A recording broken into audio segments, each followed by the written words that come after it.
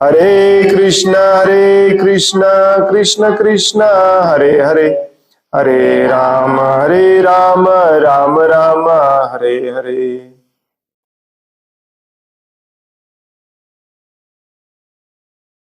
मुखं करोति वाचालं पंगुं लंघायते गिरिं यत्कृपातमहं वन्दे श्रीगुरुं दीनतारिणम्। हरे कृष्ण।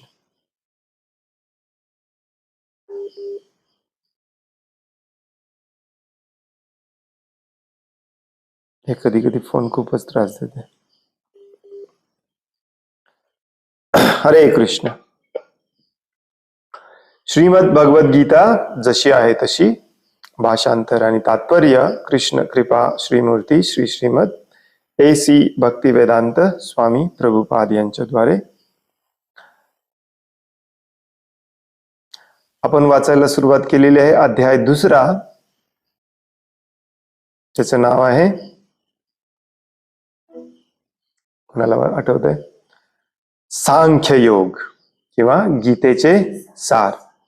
आणि काल आपण श्लोक नंबर 2 हा अर्धवट वाचला, तर तो आज आपण पूर्ण करायचा आहे। उरलेला अर्धा श्लोक आज समजावून घ्यायचा आहे।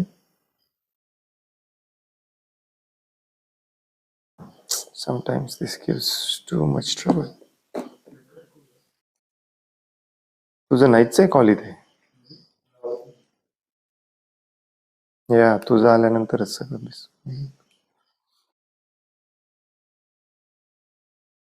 थोडस हे लावच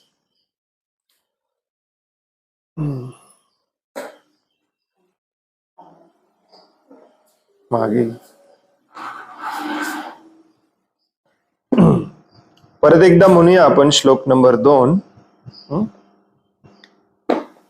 कुतस्त्वा कश्मलम, सॉरी, श्री भगवान उवाच कुतस्त्वा कश्मलम इदं विषमे समुपस्थितम् अनार्यजुष्टम् अस्वर्ग्यम् अकीर्तिकरमर्जुन। श्री भगवान उवाच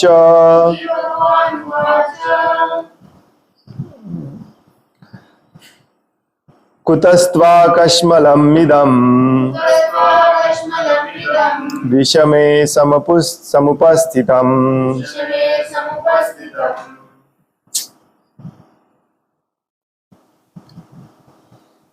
अनार्यजुष्टम् अस्वर्ग्यम्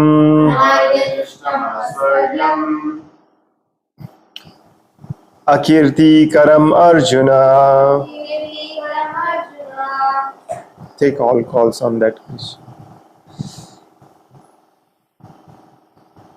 श्री भगवान उवाच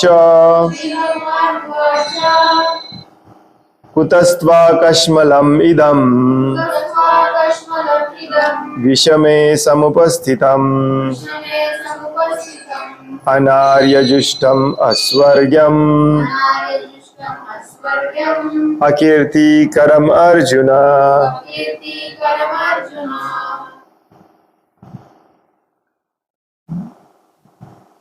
How many calls you have? So it's not forwarding also, huh?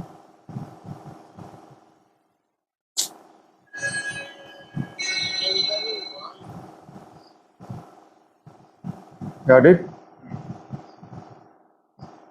आता add Sonali Mataji and Kunti Mataji if they don't call in 5 minutes, and then call me or keep it here.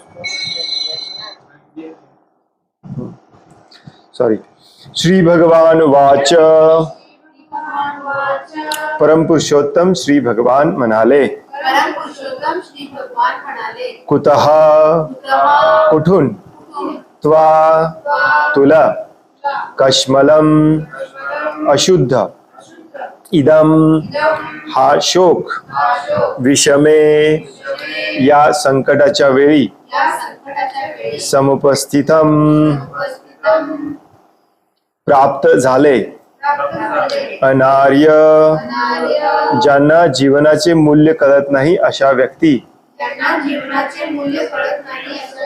जुष्टम आचरलेले. अस्वर्ग्यम जे उच्चतर लोकांप्रती नेत नाही.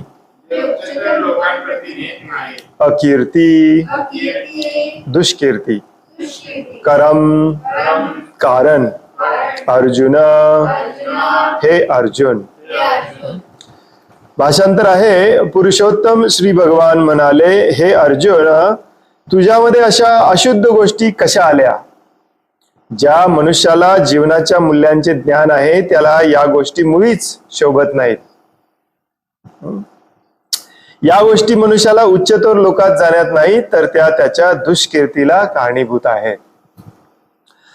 तर कालचा आपण पूर्ण class हा भगवान या शब्दाचा अर्थ जाणून घेण्यासाठी वापरला.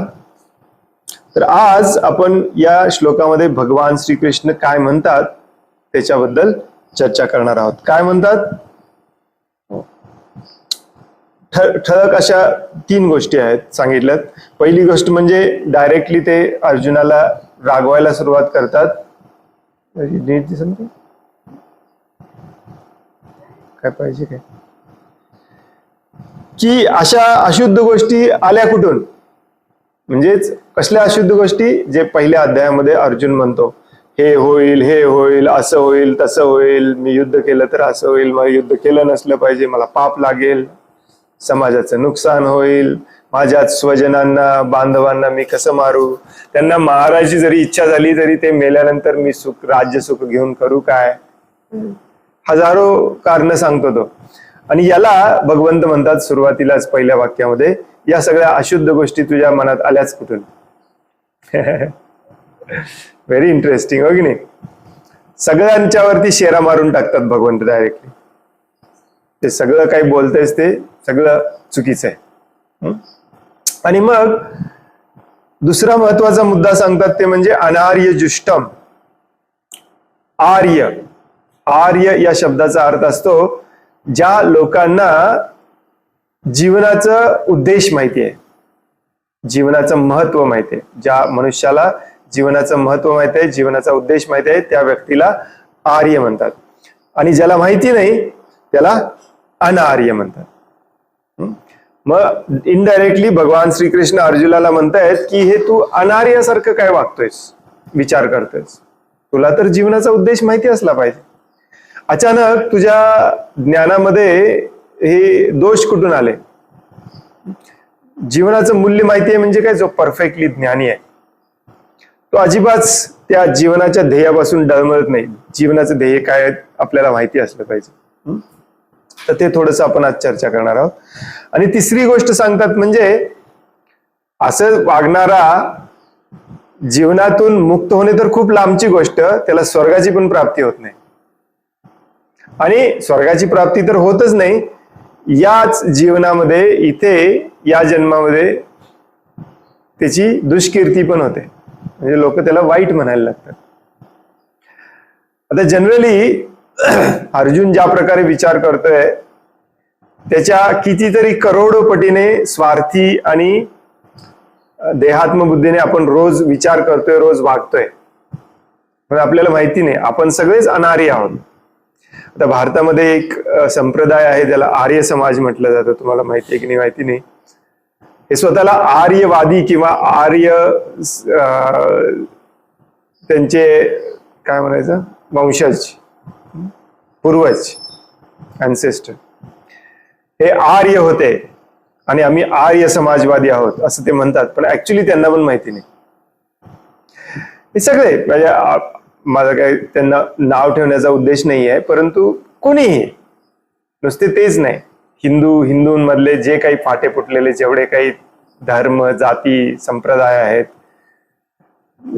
जे स्वतःला हिंदू आजकाल मानत नाहीत, ते जाती धर्म संप्रदाय कोणीही असो, इवन मुस्लिम, इवन ख्रिश्चन, कोणीही, कोणालाही धर्माबद्दल काही पडलेलं नाहीये, जीवनाच्या उद्देशाबद्दल काही पडले नाही.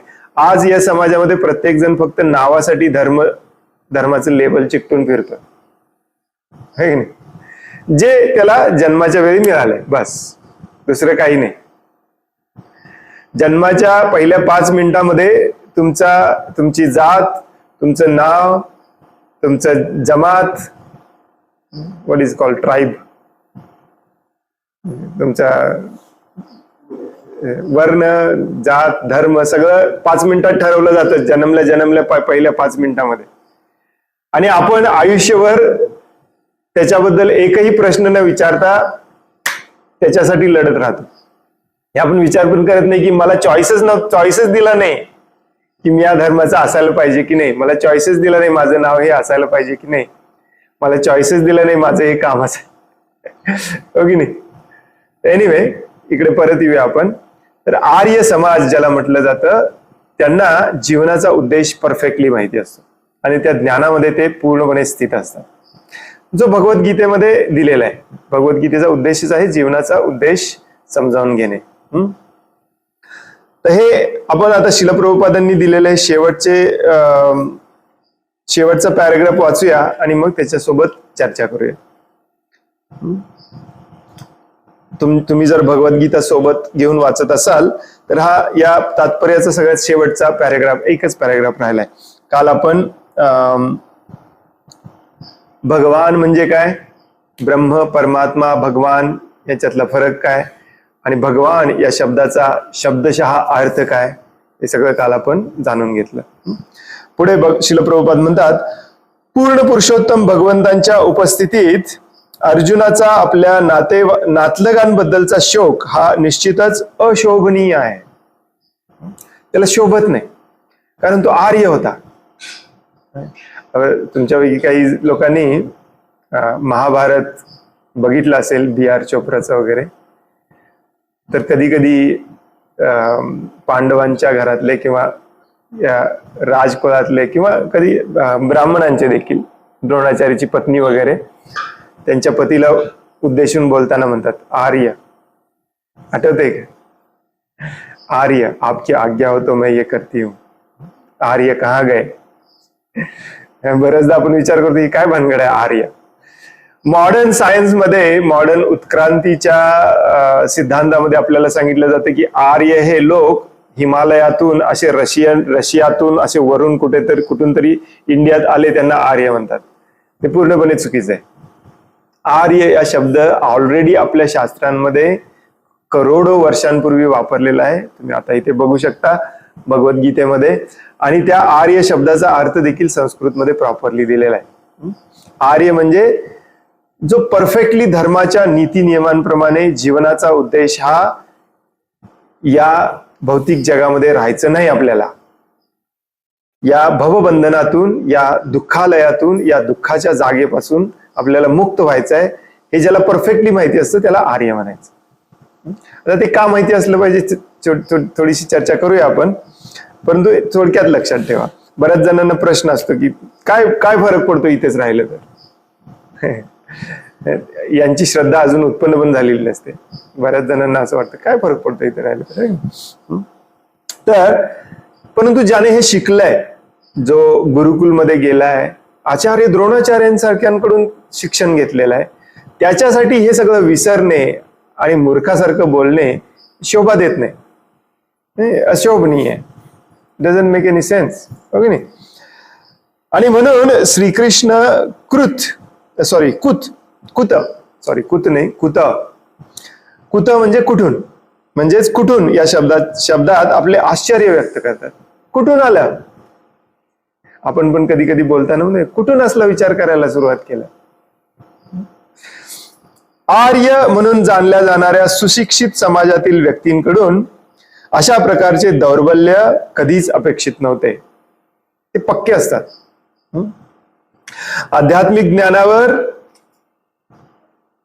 आणि जीवन मूल्यांवर आधारित असणाऱ्या समाजातील व्यक्तींनाच आर्य हा शब्द लागू पडतो.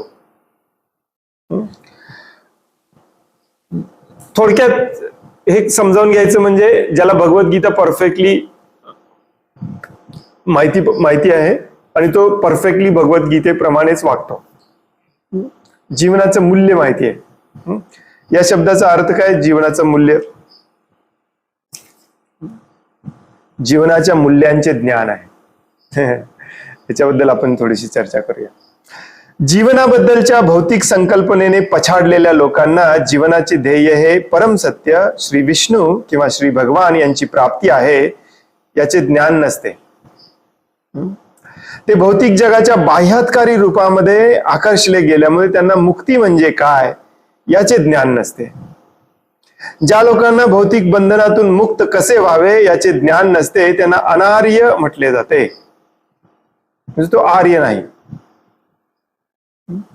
अर्जुन जरी क्षत्रिय असला तरी त्याचे युद्ध करण्याचे नाकारल्यामुळे क्षत्रियांना नेमून दिलेल्या कर्तव्यांपासून तो च्युत होत होता. च्युत म्हणजे त्याचं पतन होत होतं.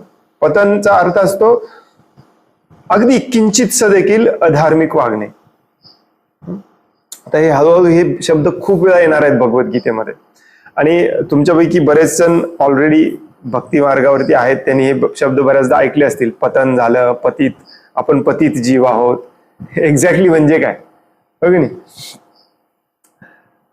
तर जसं प्रभुपाद इथे समजावून सांगतात की जीवनाबद्दलच्या भौतिक संकल्पनेने पछाडलेल्या लोकांना जीवनाचे ध्येय हे काय आहे माहिती नसतं. भगवान श्रीकृष्ण परम सत्य, त्या सत्याच्या पलीकडे असत्य काही नाही आणि जे सत्य कायमचं शाश्वत आहे त्याचा शोध घेणे हे आपल्या जीवनाचा उद्देश आहे हे बऱ्याच जणांना माहिती नसतं. आणि दुसरं म्हणजे या भौतिक जगाच्या बाह्यात्कारी रूपाद्वारे आकर्षलेले गेल्यामुळे त्यांना मुक्ती म्हणजे काय याचेही ज्ञान नसते. मुक्ती, मुक्ती याचा शब्दशः अर्थ काय होतो मराठीमध्ये, इंग्लिशमध्ये? Liberation, freedom.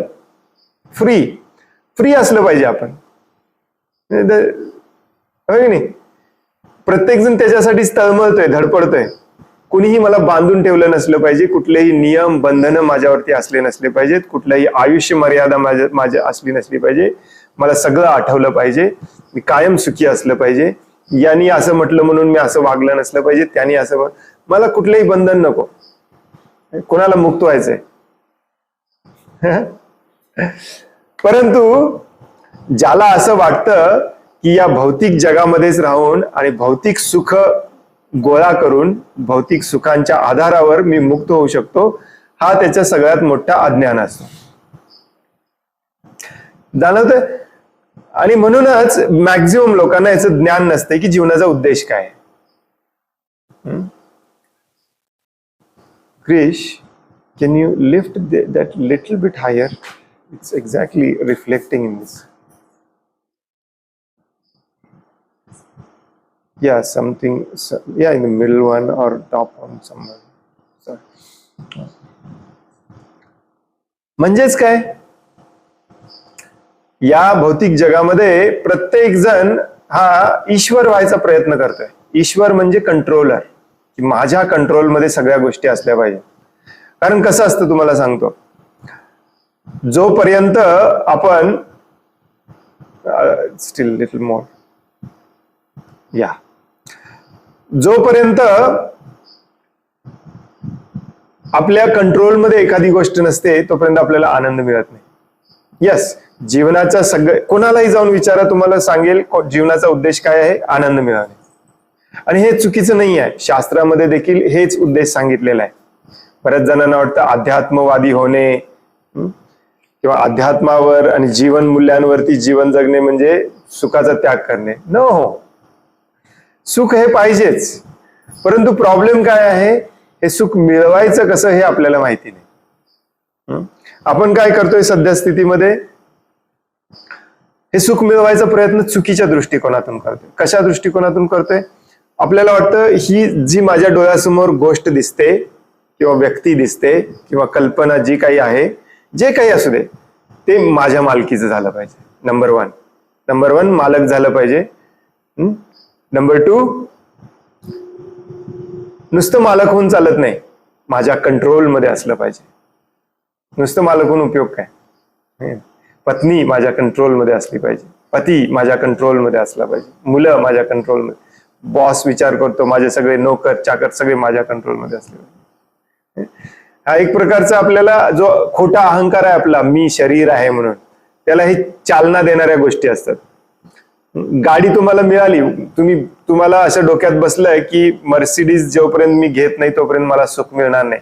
मग अथक परिश्रम, कुत्र्या मांजऱ्यासारखं, घोड्यासारखं, डुकरासारखं काम करून पैसे मिळवले, गाडी घेतली, पण ती जर स्टार्ट होत नसेल तर काय होतं पहिल्या दिवशी? या आपल्या काम इच्छेचं रूपांतर क्रोधाग्नीमध्ये होतं. क्रोध म्हणजे दुःख, हो की नाही? म्हणजेच काय, नुसती मालकीची नाही तर ती माझ्या कंट्रोलमध्ये पण असली पाहिजे, आणि मग त्याचा आनंद फक्त मी घेणार. Proprietor, number 1 proprietor, number 2 controller, number 3 enjoyer, अशी आपली इच्छा असते.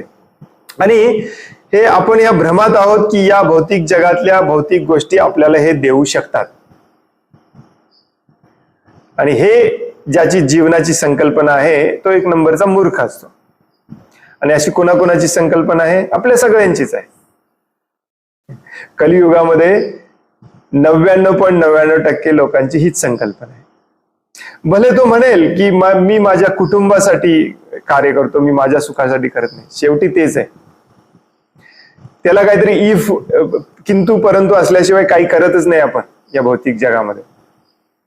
त्याच्यात काही फायदा असल्याशिवाय, भले तो माझा फायदा नसेल, कुटुंबाचा असेल, तरी तो फायदा बघूनच आपण गोष्ट करत असतो. समाजसेवा, राष्ट्रसेवा, मानव सेवा, सगळं सगळं सगळं इंद्रिय तृप्तीमध्येच येतं. आणि मग हे चुकीचं का आहे?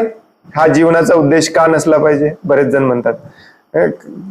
खूप लोक, आपण या कलियुगामध्ये इतके भ्रमित झालेलो आहे. आर्य तर खूप लांबची गोष्ट आहे. अर्जुन थोड्या 5 मिनिटासाठी अनार्यासारखं वागत होता, आणि भगवंत त्याला झाडतात, अनार्य, तुला शोभत नाही अनार्यासारखं वागायला लागलेस, अनार्यासारखे विचार करायला लागलेस. आपले तर कुतर्क बघायलाच नको. कुतर्क, चांगला तर्क कधी नसतोच ऍक्च्युली आपला. आजच दुपारी मी एक व्यक्ती प्रश्न विचारत होते, बघत होतो की भगवंतांनीच माया पण बनवली ना, मग मायेचा उपभोग घेतला तर बिघडलं काय त्याच्यात? 4 शब्द आपल्याला कुठून तरी ऐकू आलेले असतात, कारण माया म्हणजे आपल्याला अजून काही माहिती नाही, किंवा माहिती आहे परंतु या आसक्तीतून बाहेर सुटायचं नाही. काय आहे माया? हे सगळंच माया आहे. बऱ्याच जणांचे पाय तुटलेले दिसतात आपल्याला, बरेच आंधळे लोक दिसतात बऱ्याच जणांना. आता रस्त्यावरून जाताना तुम्हाला खाटीक दिसला तर तुम्ही बघू शकता कसं कापलं जातंय, कसं मारलं जातंय, आणि हे सगळं पाहिजे आपल्याला. म्हणजेच काय, आपल्याला जीवनाचा उद्देशच माहिती नाही. आणि पूर्वीच्या युगामध्ये ऍक्च्युली लहानपणापासून हे शिकवलं जायचं. गुरुकुलचा अर्थ असतो हे पहिल्यांदा हे शिकवणे. हे मॅथ्स, बायोलॉजी, फिजिक्स, केमिस्ट्री हे सगळं नंतर शिकायचं असतं, आणि नाही शिकलं तरी काही फरक पडत नाही, ऍब्सोल्युटली काही फरक पडत नाही.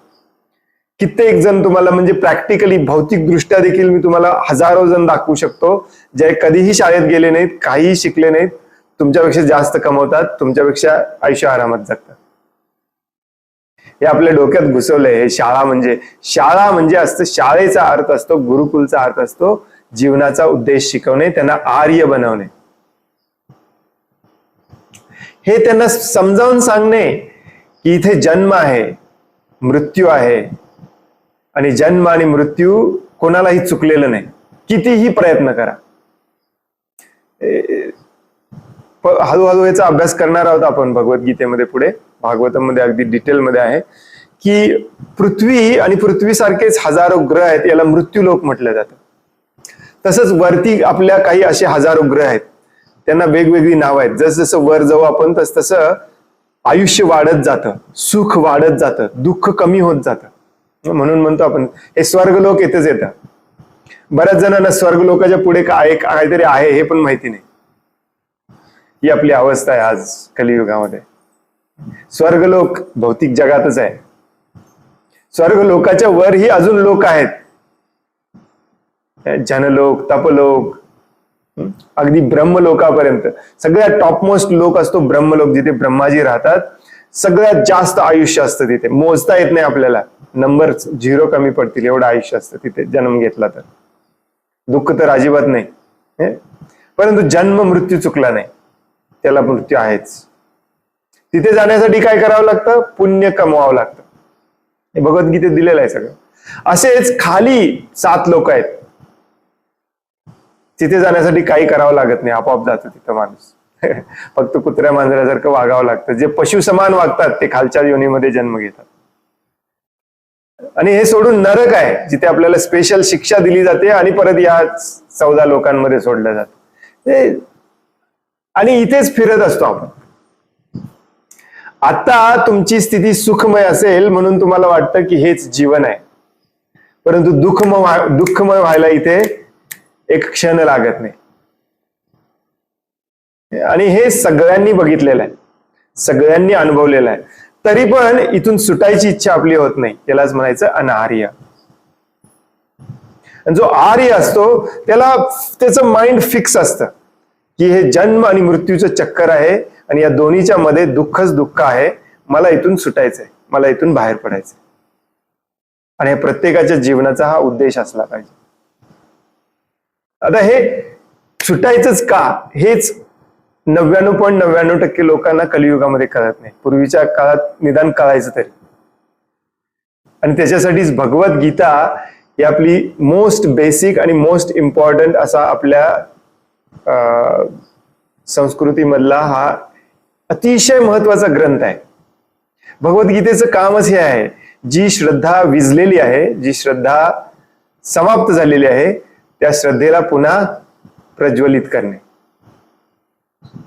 आणि ज्याची श्रद्धा थोडीशी डळमळीत झालेली आहे किंवा ज्याची श्रद्धा थोडीशी विस्खळीत झालेली आहे, त्याची श्रद्धा पुन्हा एकवटून त्याला पुन्हा दृढ किंवा स्ट्रॉंग बनवणे, हे भगवद्गीतेचं काम आहे.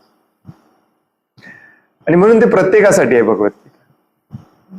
जो आर्य आहे त्याच्यासाठी गरज नाही, परंतु कसा? अर्थाने, शब्दाने नाही. आर्य समाजातले लोक लगेच म्हणतात आम्ही आर्य आहे. काही उपयोग नाही. आर्य समाजातले पण पाश्चात्य देशातल्या संस्कृतीच्या मागे लागलेले आहेत. हिंदू पण सगळेच्या सगळे पाश्चात्य देशातल्या संस्कृतीच्या मागे लागलेले आहेत. काही फरक पडत नाही त्यांना. भगवद्गीता असो नसो, वाचली नाही वाचली, काही फरक पडत नाही. मुस्लिमांची तीच अवस्था आहे. त्यांच्या ओरिजिनल प्रॉफिटनी काय सांगितलं त्यांना काही माहिती नाही. जे करतात ते सगळं वेगळंच करतात. ख्रिश्चनांची पण तीच अवस्था आहे, कारण कलियुग यालाच म्हटलेलं आहे. आणि म्हणून जेव्हा आपण भगवद्गीता वाचन श्रवण करतो, भागवतम वाचन श्रवण करतो, तेव्हा आपल्या लक्षात यायला लागतं की हे टॉपमोस्ट ज्ञान आहे आणि हे ज्ञान आपण घेतलं पाहिजे. हे ज्ञान आपल्या मुलांना लहानपणापासून शिकवलं पाहिजे, जेणेकरून तो जीवनाचा उद्देश त्याचा हरवणार नाही, चुकणार नाही. आणि ऍक्च्युली आई वडिलांचं कर्तव्य पण असतं. तर थोडक्यात आता हे अजूनही बऱ्याच तुमच्यापैकी बऱ्याच जणांना हे लक्षात आलं नसेल की एक्झॅक्टली भानगड काय आहे, जीवनाचा उद्देश का असाच का असला पाहिजे. परंतु हळूहळू हे आपल्या लक्षात येईल जसं जसं आपण भगवद्गीता वाचत जाऊ. इथे थोडक्यात 2 वाक्यामध्ये श्रील प्रभुपाद सांगतात की जीवनाबद्दलच्या भौतिक संकल्पनेने पछाडलेल्या लोकांना जीवनाचे ध्येय हे परम सत्य श्री विष्णू किंवा श्री भगवान यांची प्राप्ती आहे याचे ज्ञान नसते. जीवनाच्या भौतिक संकल्पनेने पछाडलेला म्हणजे काय? या भौतिक जगातल्या कोणत्या ना कोणत्या किंवा सगळ्याच गोष्टीवरती आसक्त असणे. आसक्त असणे म्हणजेच काय? या भौतिक जगातली भौतिक गोष्ट, भौतिक व्यक्ती, भौतिक संकल्पना मला सुख देऊ शकेल याचा विश्वास असणे. त्यालाच माया म्हणतात. मायाचा शब्दशः अर्थ असतो जे नाही ते, जे खरं नाही ते त्याला खरं समजणे म्हणजे माया. आणि हे तुम्हाला पण माहिती आहे, सगळ्यांना माहिती आहे की या भौतिक जगातली एकही गोष्ट आपल्याला परमनंट सुख देऊ शकत नाही. हे सगळ्यांना माहिती आहे, हा, लहान मुलांना सोडून. ज्यांनी ज्यांनी मृत्यू बघितलेला आहे त्या सगळ्यांना माहिती आहे, सगळे. तरीही आपण याच्याच मागे असतो. यालाच म्हणायचं जीवनाची भौतिक संकल्पना, materialistic way of life, Srila Prabhupada इंग्लिशमध्ये म्हणतात. मटेरियलिस्टिक कन्सेप्शन ऑफ लाईफ, भौतिक संकल्पना.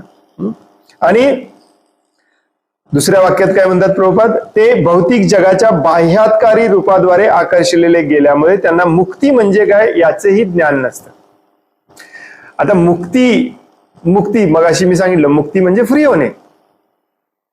आता फ्री कोण होण्याचा प्रयत्न करतो? पहिली स्टेप काय आहे? ज्याला पटले की मला बांधून ठेवलेलं आहे.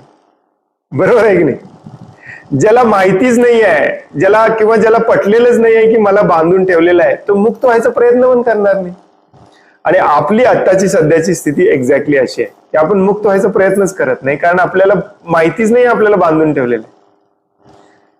बऱ्याचदा हे भवबंधन आहे, हे बद्ध जीवन आहे, देहात्मबुद्धी आहे वगैरे आपण शब्द ऐकतो, वाचतो, लहानपणापासून आपण हे ऐकतोय, पण ते धिडकारून लावतो आपण हे शब्द सगळे. मला अजूनही आठवतं, माझ्या लहानपणी आम्ही मी गावात वाढलो ऍक्च्युली, छोट्याशा गावात. तर चातुर्मास मध्ये वगैरे ते साधू लोक यायचे आणि मग आम्ही त्यांच्या प्रवचनाला जायचो, संध्याकाळी लेक्चर असायचं आणि हे शब्द रोज ऐकायचे. भवबंधन, भवसागर, तमोगुण, रजोगुण, सत्वगुण, गुणातीत गेलं पाहिजे आणि काही काही काही काही काही करायचं नाही. थोड्या वेळासाठी कळालं तरी विसरून जायचं. आणि हे भौतिक जगाचं जे झगमगाट असते, पैसा, प्रसिद्धी, फेम, उपाधी, सौंदर्य, सुंदर स्त्री पुरुष, त्यातून मिळणारं सुख, हे इतकं अट्रॅक्टिव्ह असतं. झगमगाट याला डॅझलिंग म्हटलं जाते. इतकं अट्रॅक्टिव्ह असतं की हे जरी ऐकलं तरी आपण विसरून जातो. यालाच एक इंग्लिशमध्ये आजकाल याला संकल्पना म्हटली जाते ती म्हणजे, तुम्हाला जर एखाद्या व्यक्तीला तुरुंगात कायमचं ठेवायचं असेल तर त्याला जाणीवच करून द्यायची नाही की तू तुरुंगात आहेस.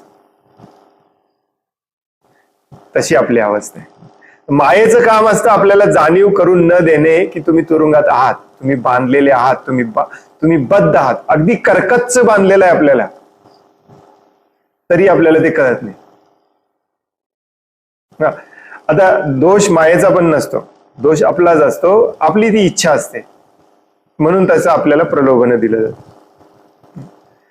जसं आपण आता हायवेला गेलो आपण, तर हायवेला मोठे बोर्ड बघतो आपण. ज्वेलर्स लोकांचे खूप बोर्ड्स असतात आजकाल. सुंदर स्त्री दाखवलेली असते आणि ज्वेलरी दाखवलेली असते. आता त्याच्याकडे कोण आकर्षित नाही होणार? सगळे आकर्षित होणार. आणि ते आकर्षित करण्यासाठीच तिथे लावलेलं आहे हायवेला. मग एखादा व्यक्ती म्हणेल की त्यांचा दोष आहे, परंतु त्यांचा दोष नसतो. तुमच्याकडे चॉईस आहे आकर्षित व्हायचं की नाही. परंतु तुम्ही 99.99% वेळेला तुम्ही चूज करता, तुम्ही निवडता आकर्षित व्हायचं, प्रलोभित व्हायचं. तसं हे भौतिक जीवन आहे. इथे पदोपदी प्रलोभन असणार, आकर्षण असणार. आणि हे प्रलोभन, ही आकर्षण आणि ही प्रलोभन आपल्याला जाणीवच करून देत नाहीत की आपल्याला बांधून ठेवलेलं आहे. आणि मग हे जाणीवच नसल्यामुळे आपण मुक्त व्हायचा प्रयत्नच करत नाही. आणि मुक्ती म्हणजे काय याचं ज्ञान नसणे म्हणजेच अनार्य, मूर्खपणा. आता अशा व्यक्तींना सगळ्यांना भगवद्गीतेमध्ये सगळीकडे म्हटलेलं आहे मूर्ख. कुठला शब्द वापरलाय? मूढा. प्रभुपाद बऱ्याचदा त्याला मूर्ख म्हणतात, मूढा म्हणतात, स्टुपिड म्हणतात, रास्कल म्हणतात, बदमाश म्हणतात. आता याचेही प्रकार असतात, ते 7व्या अध्यायात सांगणार आहेत आपल्याला. मूढा, नराधमा. बऱ्याच जणांना तुम्हाला ऐकून आश्चर्य वाटेल की प्रभूजी सारखं सारखं असं का म्हणतात? 99.99% लोक मूर्ख आहेत. ऍक्च्युली मूर्ख नाहीत, 99.99% लोक हे नराधम आहेत. तुम्हाला वाटत असेल तुम्ही भक्तीत आला म्हणून लगेच झाला चांगलं आहे, हे प्रभुपाद म्हणतात, मी नाही म्हणत. 7व्या अध्यायामध्ये मला वाटतं कितवा श्लोक आहे? नमाम दुष्कृतिनो मूढा, 15वा, 14वा का 15वा? तर त्याच्या तात्पर्यामध्ये तुम्ही नराधमचा पॅरेग्राफ वाचा, त्याच्यातलं शेवटचं वाक्य हेच आहे. प्रभुपाद म्हणतात प्रॅक्टिकली आजच्या या घडीला 99.99% लोक हे नराधम आहेत. आता हे प्रभुपादांनी 65-70 वर्षापूर्वी लिहिलेलं, म्हणजे आज परिस्थिती काय असेल. आज आपण म्हटलं पाहिजे, आज आपले 99.999999% लोक नराधम, सगळे मूर्ख आहेत, सगळे बदमाश आहेत. कारण कोणाला जीवनाचा उद्देशच माहिती नाही. काही लोकांना माहिती आहे परंतु मुद्दामून त्याच्यावरती कार्य करायचं नाही. आपली ही जी भौतिक आसक्ती आहे ती टिकवून ठेवायची. येस, मला इथेच राहायचंय. आणि काही उद्धटपणे म्हणतात देखील, कोण भगवान मला नाही माहिती, दाखवा तुमचा भगवान मग मी मानतो. मग त्यांना असं काहीच सांगायला गेलं तर मग उद्धटपणे असे प्रश्न विचारतात. मग त्यांनीच माया बनवलेला, मग त्यांनाच दोष द्या, मला कशाला दोष देताय. मायेचा उपभोग घेतला तर बिघडलं काय त्याच्यामुळे. ऍक्च्युली भगवंत तेच म्हणतात, तुम्हाला पाहिजे तसं जगा, म्हणूनच आपल्याला इथे सोडलेलं आहे. प्रभुपादांची एक स्टोरी मी सांगितलेली. एक झुरळ फिरत होता, प्रभुपादांनी त्याला पकडला.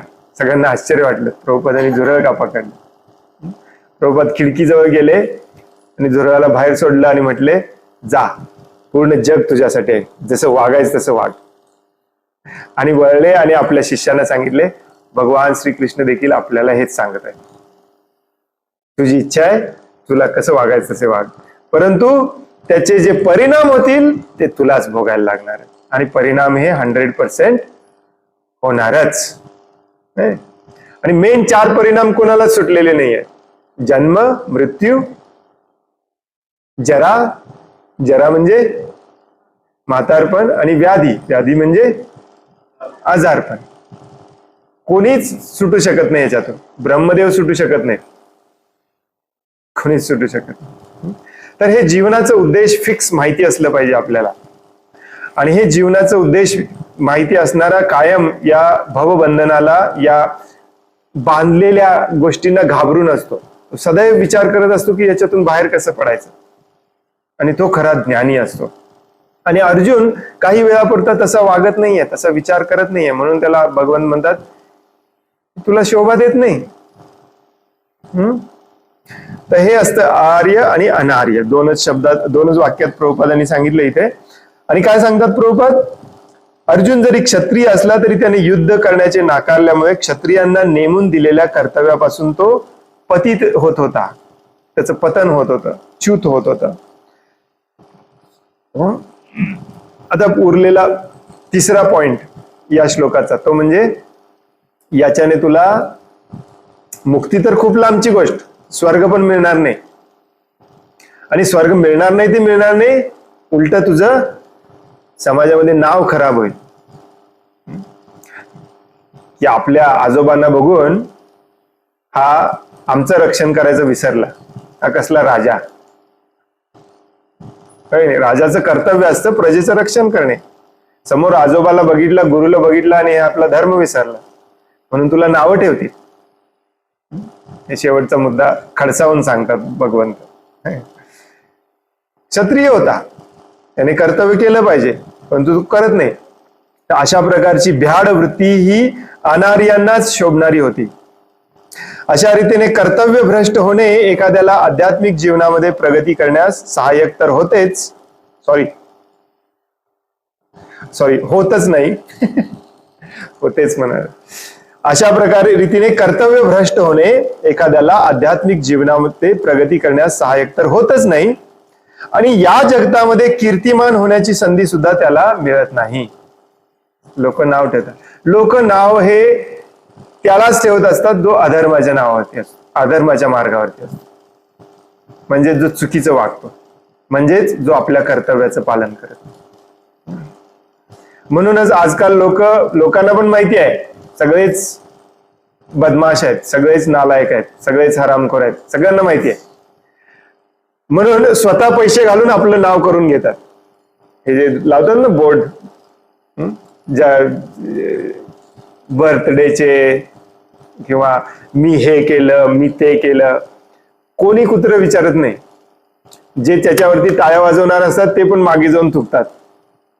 परंतु पैसे देऊन आजकाल कीर्ती मिळवली जाते. हे कलियुगाचं मेन लक्षण आहे. कलियुगाची ही सगळी लक्षणं श्रीमद भागवतमच्या 12व्या स्कंदामध्ये अगदी लिस्ट वाईज दिलेले आहेत.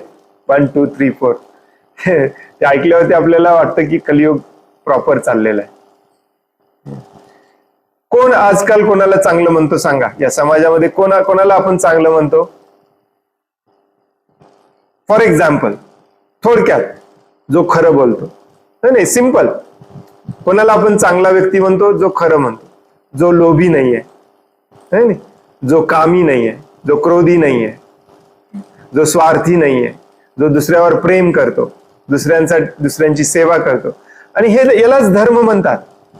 आणि हेच सगळं भगवद्गीतेत शिकायचं आहे आपल्याला. आणि याच्या सगळ्याचा बेस असतो भगवंतांना मान्य करणे. जो भगवंतांना मान्य करत नाही तो स्वतः भगवान व्हायचा प्रयत्न करत असतो. आणि म्हणून त्याच्यामध्ये हे सगळे चांगले गुण नसतात. हे गुण दिलेले आहेत भगवद्गीतेमध्ये, step by step, one by one. ते गुण आपल्यामध्ये आले पाहिजेत. बऱ्याच जणांना वाटतं मी जप केलं म्हणजे माझे सगळे गुण आपोआप आले. यस, जपचा अर्थच असतो ते गुण माझ्यात नाही आहेत, भगवंत प्लीज मला मदत करा हे गुण आणण्यासाठी. आणि मग अशा माणसाची अकीर्ती होते, त्याला नाव ठेवतात लोक. मग काही लोकांना वाटतं की वरून वरून फक्त ड्रेस बदलला, वैष्णवांसारखा पोशाख केला, वैष्णवासारखा तिलक लावला, वैष्णवासारखी कंठीमाळ घातली, किंवा भगव्या कलरचे वस्त्र परिधान केले तर लोक आपली वाहवा करतील, लोक आपला जय जयकार करतील, लोक आपली पूजा करतील. आणि ही वाहवा, जय जयकार, पूजा करण्याची जी इच्छा असते ना, तीच आपल्या दुष्कीर्तीला कारणीभूत ठरते परत. कारण अहंकार अजून गेलेला नाही. आणि म्हणूनच कलियुगामध्ये पाहतो आपण बरेचसे साधू, बाबा, बुवा, अगदी भक्त देखील, अगदी आपले भक्त देखील, ते वाईट वागतात, स्वतःचं नाव खराब करतात, आपल्या गुरुचं नाव खराब करतात, संप्रदायाचं नाव खराब करतात, धर्माचं नाव खराब करतात, हो की नाही? आणि मूर्ख लोक या सगळ्याला भाळून जातात. आपण मूर्ख नाहीये, आपण अर्जुनासारखं व्हायचं, आपल्याला आर्य व्हायचंय, हो की नाही? त्यामुळे आपण हे जाणून घ्यायचं की तो एकटा व्यक्ती जो चुकीचा वागला तो खराब आहे, त्याचा गुरु खराब नाही, त्याचा धर्म खराब नाही, तो एकटा खराब.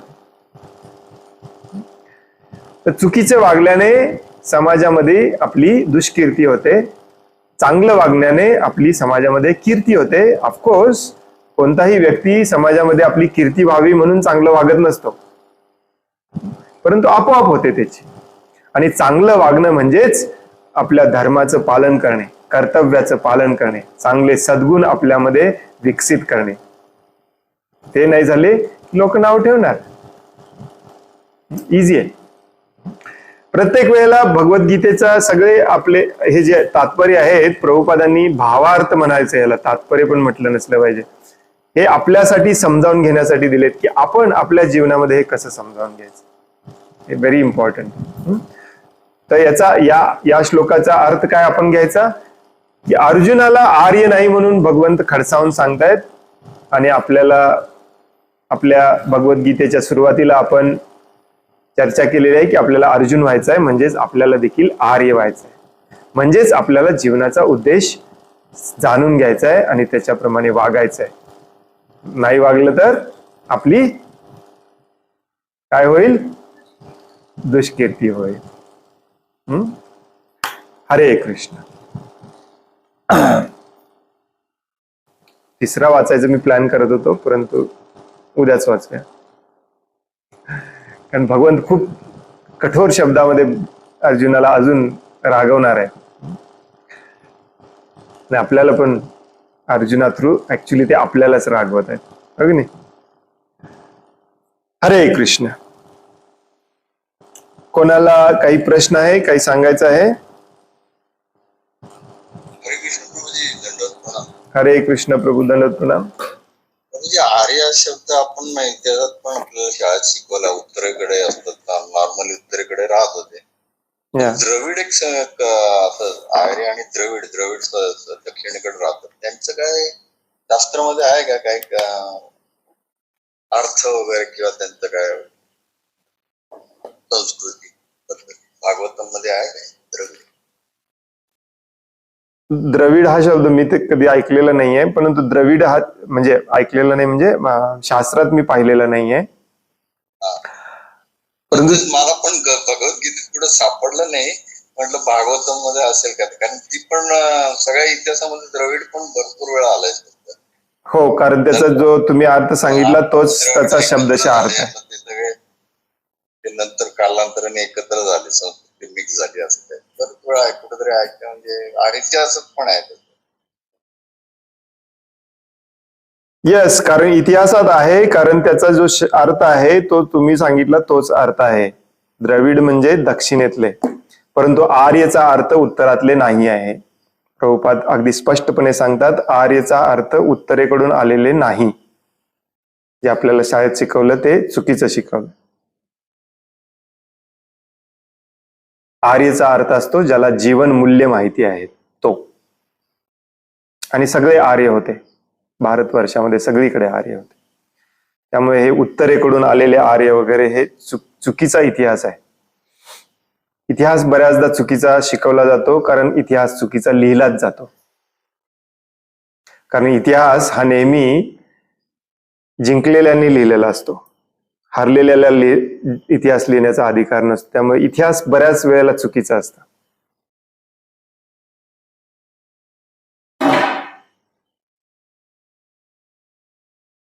हरे कृष्ण. आणखीन कोणाला काही प्रश्न आहे, काही सांगायचं आहे? हरे कृष्ण. हरे कृष्ण प्रभूजी. हरे कृष्ण. आपल्या चरणी प्रणाम, सर्व भक्तांच्या चरणी प्रणाम.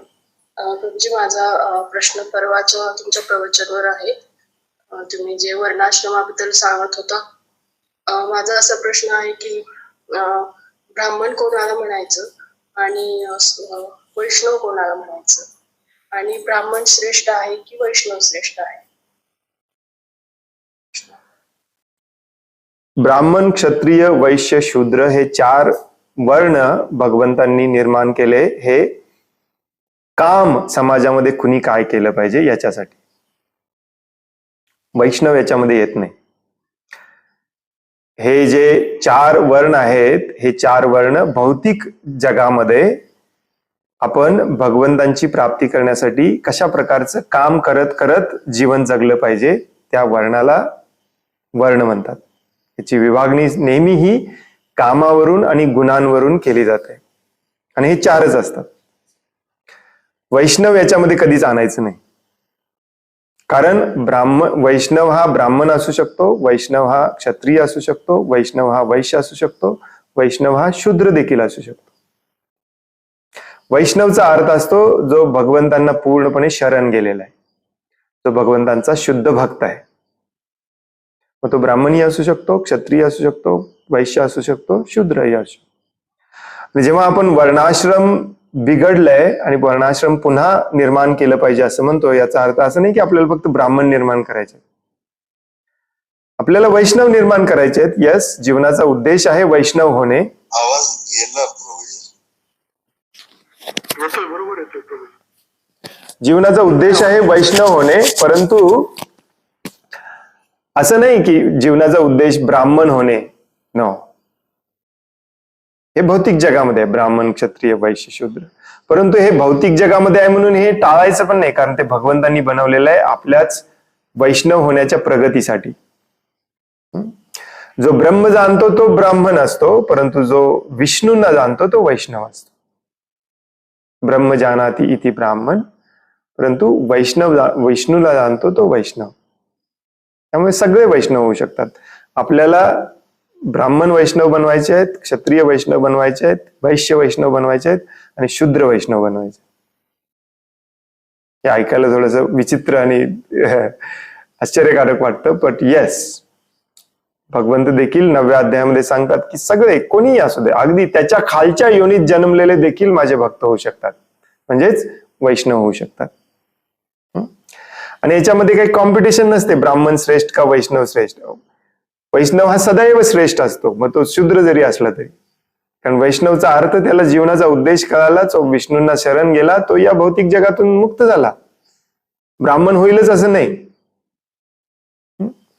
ब्राह्मण, क्षत्रिय, वैश्य, शूद्र हे जेव्हा भगवान विष्णूंच्या संतुष्टीसाठी काम करत नसतात, तेव्हा ते ऍक्च्युली वर्णाश्रमामध्येच असतात, परंतु सुटत नाही तिथून, ते इथेच अडकून राहतात. त्याला सकाम कर्म म्हटलं जातं. म्हणजे शास्त्रामध्ये दिलेले ते कर्म करतात की ब्राह्मणाने हे काम केलं पाहिजे, क्षत्रियांनी हे काम केलं पाहिजे, ते करत असतात. परंतु स्वतःच्या सुखासाठी, स्वतःच्या इंद्रिय तृप्तीसाठी फळाची अपेक्षा ठेवून करत असतात. मग ते वैष्णव होत नाही. जो पूर्णपणे कृष्ण भावना भवित होतो, हे 5व्या अध्यायामध्ये सांगितलेलं आहे भगवद्गीतेच्या. तेव्हा आपण डिटेलमध्ये याचा अभ्यास करूया. जो पूर्णपणे कृष्ण भावना भवित कर्म करतो तो वैष्णव होतो.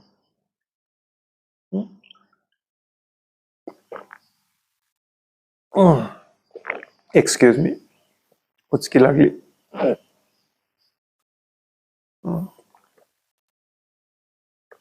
मग या भौतिक जगामध्ये ब्राह्मण, क्षत्रिय, वैश्य, शूद्र कसे ठरवायचे हे अगदी व्यवस्थितपणे भगवान श्रीकृष्ण 18व्या अध्यायात सांगणार आहेत आपल्याला.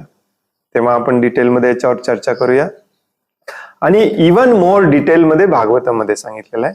परंतु थोडक्यात सांगायचं तर हे असं असतं की ब्राह्मण हा सगळ्यात सत्वगुणामध्ये असतो आणि तो सत्वगुणामध्ये असल्यामुळे त्याला लवकर जीवनाचा उद्देश कळतो, त्याला ज्ञान लवकर मिळतं, तो ज्ञानी असतो.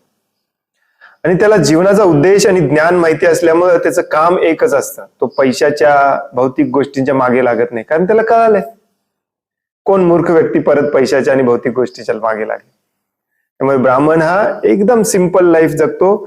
त्याचं एवढंच काम असतं दुसऱ्यांना हे ज्ञान देणे, कारण मला ज्ञान कळालंय, माझ्या करुणेने मी हे दुसऱ्यांना देणार. तो त्याची फी वगैरे फी दक्षिणा काही घेत नाही, एका तळमळीने फक्त हे शिकवतो. त्यामुळे त्याचं एवढंच काम असतं, पठन पाठन यजन याजन दान प्रतिग्रह. आणि त्याचे गुण काय असतात, ते सगळे सत्वगुणातले त्याचे गुण असतात.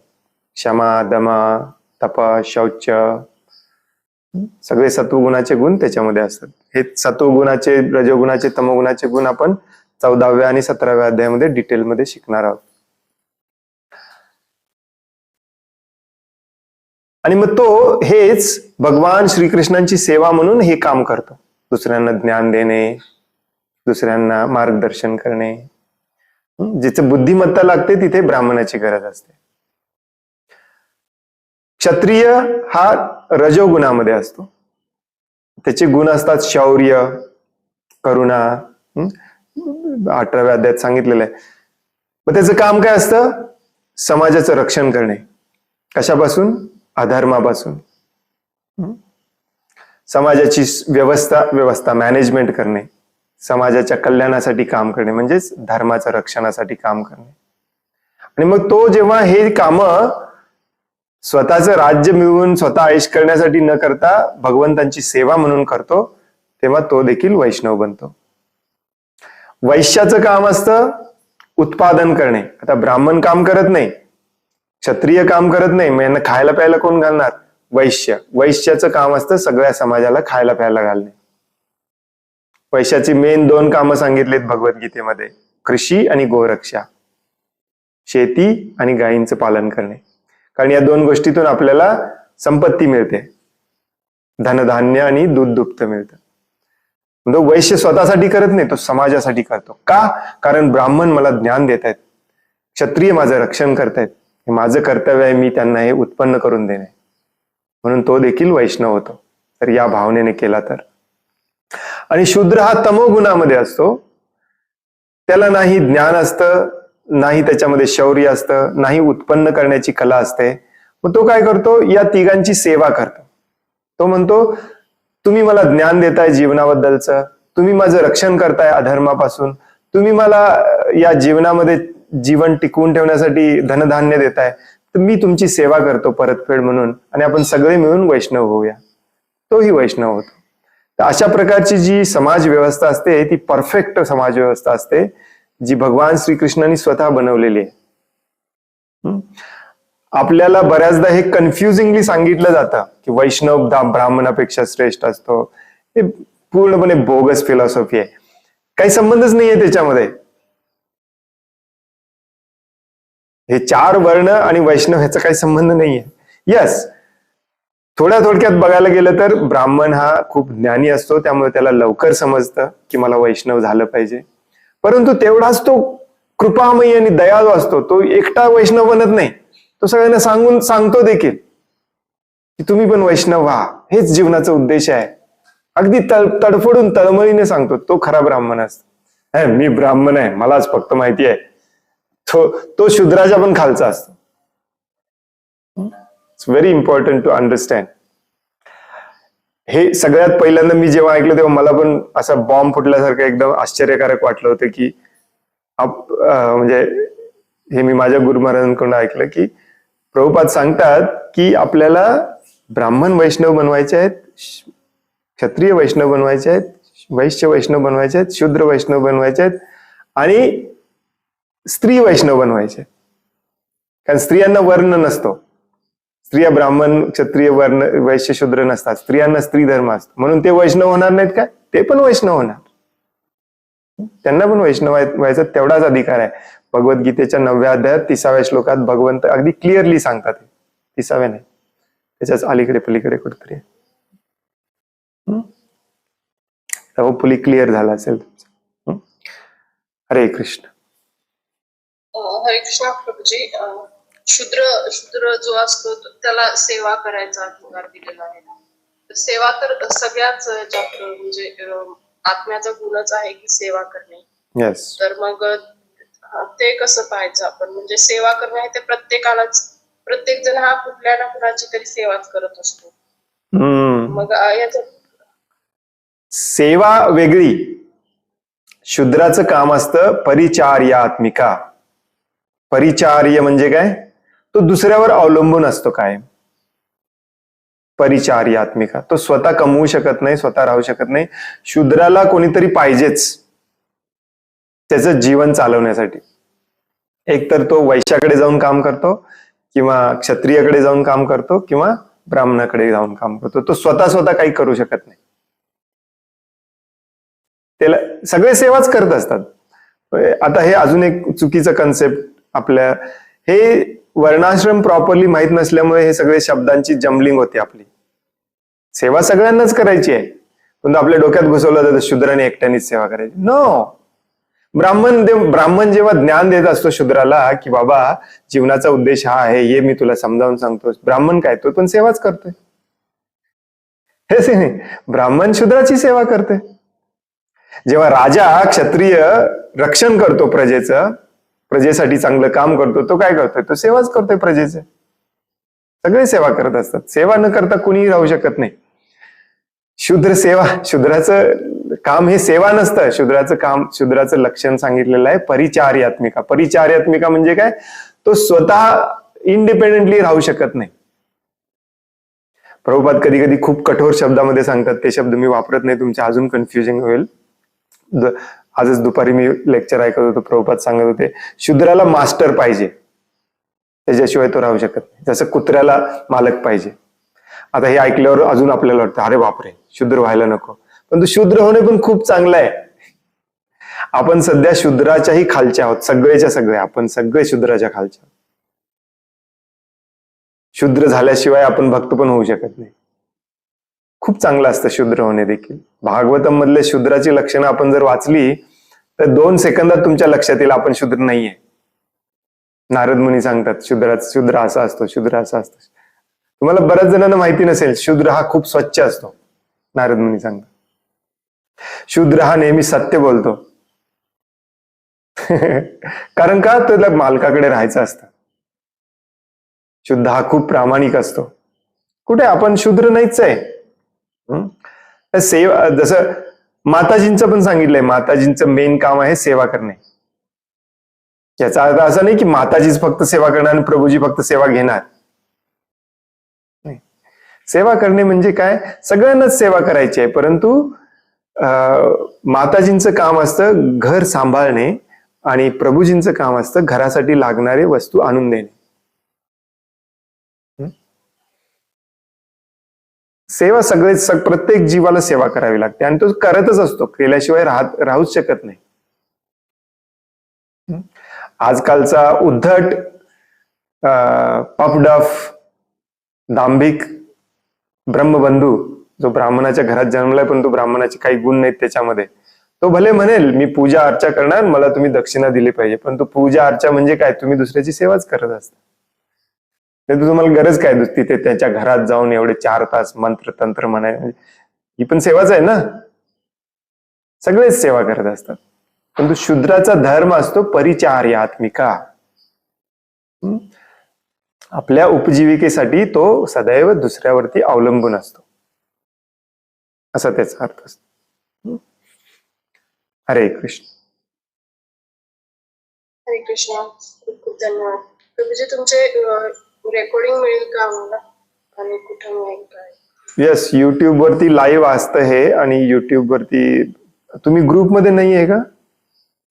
नाही. Okay okay. जे ग्रुपमध्ये नाहीत व्हॉट्सअप ग्रुपमध्ये, त्यांनी एक मेसेज पाठवा मला, मी तुम्हाला ग्रुपमध्ये टाकतो. त्या ग्रुपमध्ये हे सगळे रेकॉर्डिंग टाकले जातात, लिंक टाकली जाते, आणि तसंच एखाद दिवशी क्लास नसेल काही कारणास्तव ते मेसेज पण तिथे टाकला जातो, जेणेकरून तुम्हाला कळतं. 99 60 55 44 90 9960554490. एक हरे कृष्ण म्हणून एक मेसेज पाठवा, मी तुम्हाला ऍड करतो. परत एकदा नंबर सांगा तुमचा. 9960554490.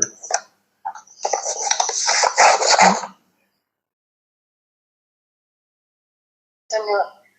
हरे कृष्ण.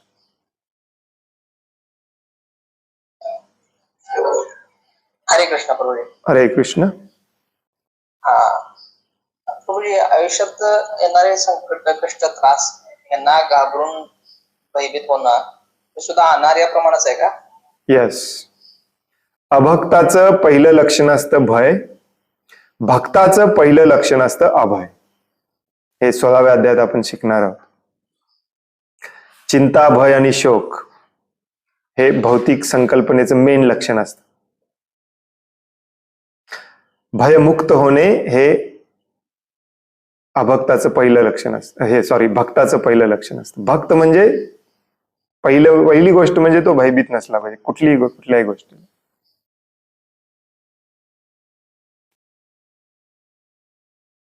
भयाचं समीकरणच हे आहे, भय उत्पन्नच होतो भौतिक गोष्टीतून, म्हणजेच तुम्ही भौतिक गोष्टीमध्ये आसक्त आहात. माझ्या गाडीला स्क्रॅच पडेल, माझा हिऱ्याचा नेकलेस कुणीतरी पळवून घेऊन जाईल, तसंच माझे वडील, माझा मुलगा, माझे हे माझं ते निघून जाईल, हेच भय असतं. भय म्हणजे दुसरं काय असतं, किंवा अगदीच स्वार्थी असेल तर मी निघून जाईल. मृत्यूचं भय सगळ्यांनाच असतं. भय म्हणजेच भौतिक गोष्टी आपल्यापासून दूर जातील याची चिंता. ज्या दिवशी आपल्याला कळतं की भौतिक गोष्टींमध्ये आपल्याला अडकायचंच नाहीये, मग भय राहतच नाही. भयाम द्वितीय अभिनिवेशात तस्यात. सेकंडरी, जे काही सगळं सेकंडरी आहे, द्वितीय, त्याच्यामध्ये जेव्हा आपण मन अडकलेलं असतं तेव्हा भय उत्पन्न होतं. जे प्राथमिक आहे, प्रायमरी, आत्मा परमात्मा, त्याच्यामध्ये मन अडकलेलं असेल तर आपण भयभीत होत नाही. डिटेलमध्ये आपण चर्चा करूया 16व्या अध्यायामध्ये. हरे कृष्ण. धन्यवाद.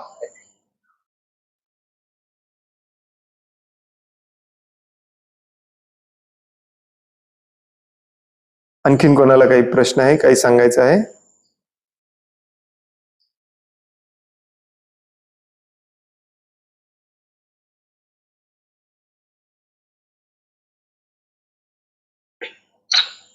प्रभूजी हरे कृष्ण. दंडवत. हरे कृष्ण. दंडवत प्रणाम. प्रभूजी पहिल्यांदा एक क्षमा मागे, मला पण तुमच्याबद्दल विचारायचं होतं. प्रभूजी तुम्ही अगदी टॉपला होता, अमेरिकेला एवढे येते सांगितलं. मग प्रभूजी तुम्ही अगदी टॉप करून कृष्णा झाला आणि अगदी झाला, कसं तुम्ही म्हणजे स्वतःला अगदी इतकं निरासक्त घेत, किती कठीण आहे प्रभूजी. अगदी आम्ही सामान्य असताना देखील आम्हाला कठीण वाटतं, गावाला राहिले तरी असं वाटतं. मग तुम्ही प्रभूजी जेव्हा अमेरिकेला होता, म्हणजे कसं शक्य केलं प्रभूजी? थोडक्यात अनुभव सांगितलं प्रभूजी. मला वाटतंय मी एक नंबरचा बदमाश आहे, अजूनही आहे. प्रभुपादांचे लेक्चर मी आज ऐकत होतो ड्रायव्हिंग करताना. प्रभुपाद आपल्या लेक्चरमध्ये कायम म्हणतात रास्कल, बदमाश. ते आपल्यालाच म्हणत असतात. वैष्णव काय नाही आहे मी. ऍक्च्युली वैष्णव व्हायला खूप महान तपस्या करावी लागते. जे काही आहे ते प्रभुपादांच्या कृपेमुळे. श्रील प्रभुपादांच्या शब्दांवरती दृढ विश्वास असणे, फक्त आणि फक्त श्रील प्रभुपादांच्या वाणीवरती दृढ विश्वास असणे, श्रील प्रभुपादांच्या वाणीचा आश्रय घेणे, हेच आपल्याला कलियुगामध्ये तारू शकतं. आणि जो कोणी प्रभुपादांच्या वाणीवरती पूर्णपणे विश्वास ठेवतो, त्या प्रभुपाद वाणीचा आश्रय घेतो, त्याला प्रभुपादांची कृपा मिळते. आणि हे खूप सोपं आहे तसं बघायला गेलं तर, परंतु आपण त्याला अवघड करतो कारण आपली अजून भौतिक जीवनाची भौतिक संकल्पना अजूनही आपल्याला चालू ठेवायची असते. हे त्याचेच हे आहेत भय, जसं आता आपण चर्चा करत होतो, भय म्हणा किंवा भौतिक आसक्ती म्हणा. सगळ्यात मोठी आसक्ती असते ती म्हणजे मी म्हणजे हे शरीर आहे. ते आता या अध्यायाचा पूर्ण विषयच तो आहे. आता इथून पुढे थोड्याच श्लोकानंतर अर्जुन भगवंतांना म्हणतो, मी तुम्हाला पूर्ण शरण आलोय, मला ज्ञान द्या. पहिलं ज्ञान भगवंत देतात, स्वतःवरची आसक्ती सोडायला पाहिजे. स्वतःवरची आसक्ती, मी ही आसक्ती सुटली तरच माझीची आसक्ती सुटते. जोपर्यंत मी आसक्ती आहे तोपर्यंत माझी राहणारच. माझी पती असो, माझी पत्नी असो, हे सगळं राहणार. आणि हे जायचं असेल तर प्रभुपादांचा वाणीचा आश्रय खूप स्ट्रॉंगली घ्यावा लागतो. बऱ्याचदा म्हणून बऱ्याच लोकांना आश्चर्य वाटतं की मग प्रभूजी यांचं लेक्चर ऐकायचं नाही का, त्यांचं लेक्चर ऐकायचं नाही का. तुम्हाला इंग्लिश येत असेल ना तर तुम्ही माझं पण लेक्चर ऐकू नका, तुम्ही प्रभुपादांचंच फक्त लेक्चर ऐका. So very important. बाकी कोणाचं ऐकू नका. हे शास्त्र जे आहे ते आपल्या मूर्ख ब्राह्मणांनी आणि मूर्ख बाबा बुवांनी, साधू लोकांनी आणि मूर्ख भक्तांनी देखील हे दुमडून, ट्विस्ट करून, तोडून, फोडून, मोडून, एक्स्ट्रा ऍड करून सांगितल्यामुळे आपले हे आज आपली अशी दशा झालेली आहे. आणि जेव्हा हे ज्ञान आहे त्या मूळ स्वरूपात आपण ग्रहण करतो तेव्हा आपण थोडं थोडं बदलायला लागतो. म्हणूनच प्रभुपादांनी याला नाव दिलेलं आहे भगवद्गीता जशी आहे तशी. त्यामुळे जो कोणी बोलतो भगवद्गीतेवर त्याने पण जसं आहे तसंच बोललं पाहिजे. बऱ्याचदा हे होत नाही आणि म्हणून तो कॉन्फिडन्स आपल्यामध्ये येत नाही. तर तुम्ही म्हणताय ना कॉन्फिडन्स कुठून आला, हा कॉन्फिडन्स फक्त प्रभुपाद देऊ शकतात आणि प्रभुपादांची वाणी देऊ शकते. म्हणून सदैव आपण प्रभुपादांच्या वाणीला चिटकून राहायचं, अगदी घट्ट धरून राहायचं. जसं लहान बाळ जसं आईचं पाय धरलेलं असतं की नाही, वडिलांचं पाय, वडील बाहेर जाताना लहान बाळ कसं हट्टाने वडिलांचं पाय धरतो, तसं आपण प्रभुपादांना धरून राहिलं पाहिजे. कारण तेच सेनापती भक्त आहेत. तुम्ही ऐकलं असेल बऱ्याचदा, बऱ्याच जणांना हे कळत नाही. ऍक्च्युली आपण स्टाईलला म्हणतो सेनापती भक्त आहेत, सेनापती भक्त. तुम्हाला माहिती सेनापती भक्त म्हणजे काय? भगवान श्री चैतन्य महाप्रभूंनी ही घोषणा केली 500 वर्षापूर्वी की माझा एक सेनापती भक्त येईल, तो जगाच्या कानाकोपऱ्यापर्यंत माझं हे ज्ञान घेऊन जाईल. आपण 4 दिवस झालं भगवद्गीता वाचतोय, आपण प्रभुपादांशी तुलना करतोय स्वतःची.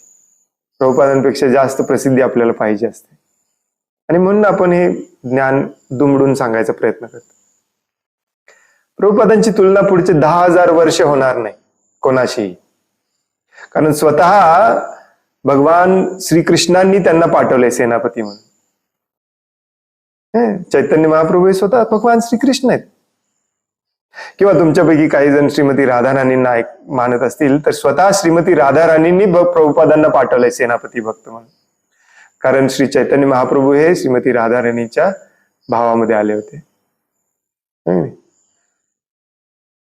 त्यामुळे प्रभुपादांचं एक शब्द आणि शब्द आपण आश्रय घेतला पाहिजे आणि जो कोणी प्रभुपादांच्या शब्दाच्या विरुद्ध सांगतोय त्याचा आश्रय आपण सोडून दिला पाहिजे, इमिजिएटली सोडून दिला पाहिजे. हे खूप महत्वाचं आहे. आणि म्हणूनच श्रील प्रभुपादच आपल्या सर्वांचे गुरु आहेत पुढचे 10,000 वर्ष. त्याच्या विरुद्ध तुम्हाला कोणी सांगत असेल तर तो एक नंबरचा मूर्ख भक्त आहे. सॉरी. प्रभुपादांमुळे हा कॉन्फिडन्स येतो, प्रभुपादांच्या वाणीमुळे हा कॉन्फिडन्स येतो, प्रभुपादांच्या कृपेमुळे, प्रभुपादांच्या आश्रयामुळे हा कॉन्फिडन्स येतो. आणि जोपर्यंत त्यांच्या आश्रयामध्ये आपण राहू तोपर्यंत हा कॉन्फिडन्स राहणार. ज्या दिवशी आपण त्यांच्या आश्रयातून बाहेर पडणार हा कॉन्फिडन्स पण जाणार. कारण आपण ओरिजिनली आहोत रास्कल, बदमाश, हो की नाही? हे लक्षात ठेवलं पाहिजे आपण. आणि म्हणून भगवद्गीतेच्या क्लासला तुम्ही जे आलेला आहात तुम्ही खूप भाग्यवान आहात. ऍक्च्युली प्रभुपादांची वाणी आहे तशी ऐकायला मिळते. आणि हे जो कोणी सिरियसली घेईल त्याच्या जीवनामध्ये सिरियसनेस हा आलाच पाहिजे. नाही असं होतच नाही.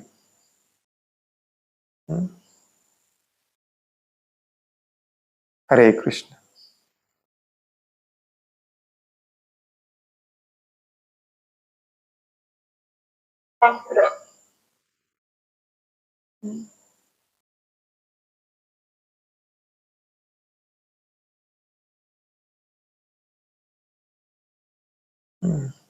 आणखीन कोणाला काही प्रश्न आहे, काही सांगायचं आहे?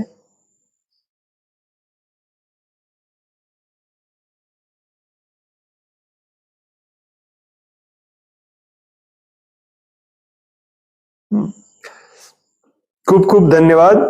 वांछा कल्पतरोभयश्च कृपा सिंधुभ्य एव च पतितानां पावनेभ्यो वैष्णवेभ्यो नमो नमः. अनंत कोटि वैष्णव वृंद की जय. वैष्णव ठाकुर शिल प्रभुपाद की जय. भगवद गीता जशी आहे तशी की जय. हरे कृष्ण. धन्यवाद. हरे कृष्ण.